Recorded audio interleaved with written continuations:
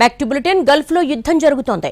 America సైనిక స్థావరాలే లక్ష్యంగా Iran మిస్సైళ్లను ప్రయోగిస్తోంది. దీంతో చమురు రవాణాపై తీవ్ర ప్రభావం పడుతుంది. ముఖ్యంగా హెజ్ముజ్ జలసంధిని మూసివేస్తున్నట్లుగా ఇరాన్ ప్రకటించింది. మరి దీని ప్రభావంపై మనం ఎలా ఉండబోతోంది? మన వద్ద చమురు నిల్వలు ఎన్ని రోజులు సరిపోతాయి? ప్రపంచ దేశాలకు చమురు అవసరాల్లో అధిక శాతం గల్ఫ్ దేశాలు తీరుస్తున్నాయి. అయితే యుద్ధం వల్ల ముడి చమురు రవాణాకు ఆటంకాలు ఏర్పడుతున్నాయి.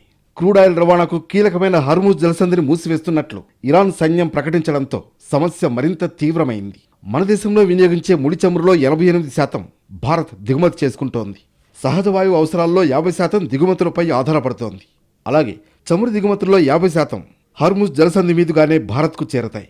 ఇక ఎల్ఎన్జీ దిగుమతుల్లో 60% కూడా ఇదే మార్గంలో వస్తున్నాయి. ఎల్పీజీ దిగుమతులు కూడా దాదాపు పూర్తిగా ఇదే మార్గం మీదుగా భారత్కు చేరుకుంటాయి. గల్ఫ్ నుంచి చమురు కనుక రాకపోతే మన అవసరాలు ఎలా తీరతాయి? పెట్రోల్ డీజిల్ కొరత తలెత్తకుండా ఉంటుందా అనే టెన్షన్ చాలా మందిలో మొదలైంది.